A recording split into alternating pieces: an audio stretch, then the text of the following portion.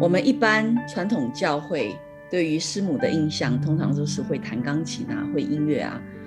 我自己也有这样的印象哈。我虽然没有音乐的基础跟背景，但是过去也曾经或多或少的动过一些，我是不是学点钢琴啊这样子的念头。特别是在2009年刚刚移民加拿大的那段期间，因为生活很无聊嘛，没有工作签证，也失去了生活的重心。那时候有曾经想过要弹琴，学弹琴，而且那个时候我的房东也是我当时最好的朋友，叫 Aletha，她自己就是一个老师，然后她也会乐器。那时候以那个情况，其实跟她学钢琴是最好的条件。可是不知道为什么那个时候就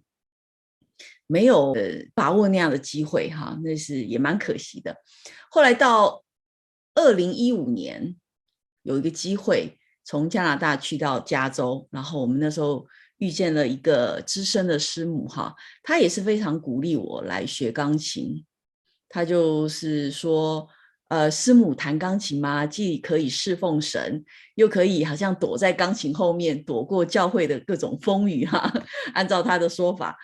所以他甚至还推荐了一个他认识的钢琴老师，也在当地哈，会教我一些快速学会钢琴的一些诀窍，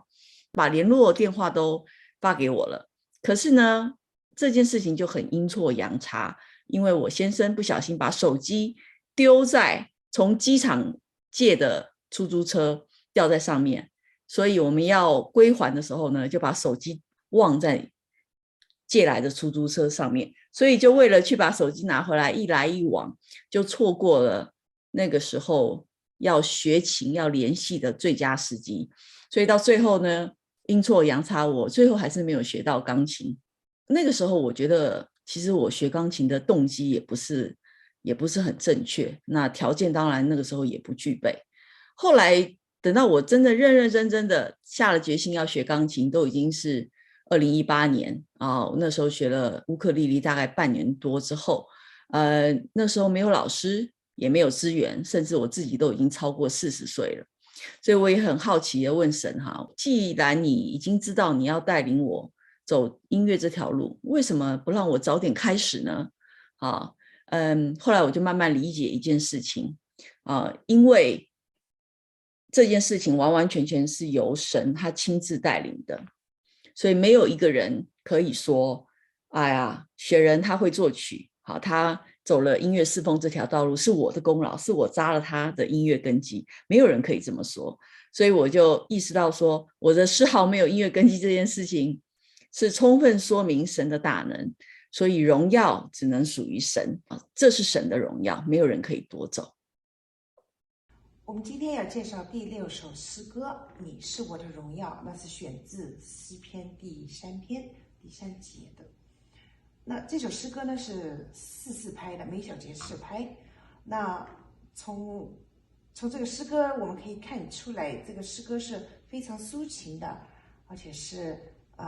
很亲切的一首诗歌，所以歌手呢就应该很亲切的来演绎。就开头的时候应该用很流畅、亲切、温柔的声音开始演唱这个力度呢要控制一下，不要太强烈然后呢，唱到副歌的时候呢，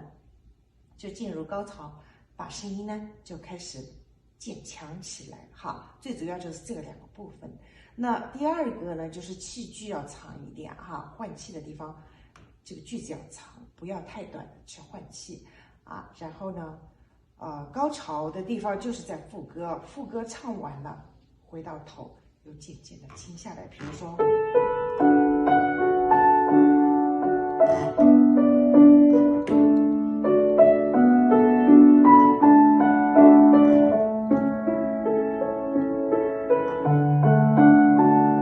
这边很亲切的。到副歌呢，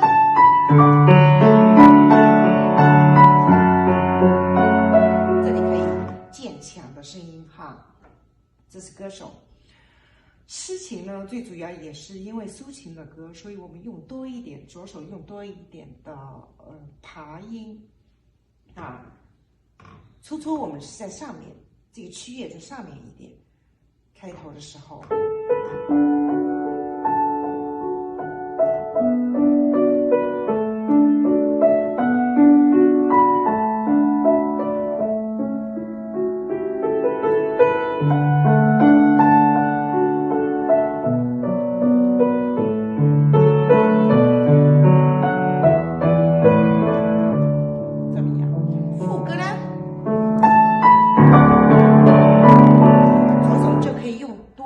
和弦，然后就低音部分把它衬托出来，渐强，好，就渐强，用多点的和弦，然后右手用多点的8度，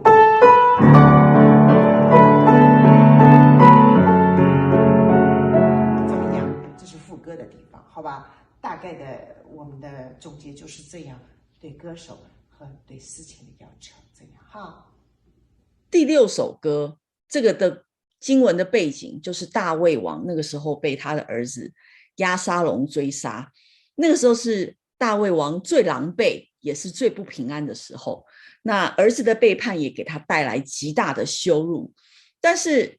他在这个过程当中却发现荣耀不在他自己，而是在神的身上，他也意识到说他的生命跟他的平安其实是掌握在神的手中，所以透过诗篇第3这个短短的祷告诗，他不但纪念了过去曾经得胜的时刻，也重新回想起神的恩典还有怜悯，然后神的保护，神的饶恕，所以即使在这个最不堪的时刻，最羞辱的时刻，他仍然经历了荣耀，那个荣耀就是神，他意识到他可以重新再抬起头来，因为神使他抬起头来，神成为他自己的荣耀，成为他自己的保护，使他能够在夜晚，即使在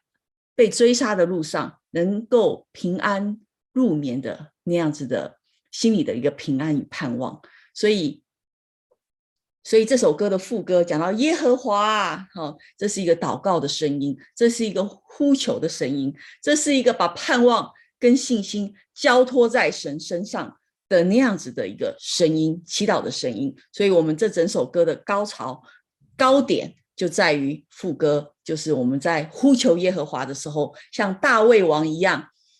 把我们的重担跟压力卸下来，然后来到神的面前，即便自己在怎么样一个不堪的情况下，我们仍然有盼望，因为我们的荣耀不在我们自己，我们的荣耀在乎神。所以跟你们介绍这一首第6首，你是我的荣耀。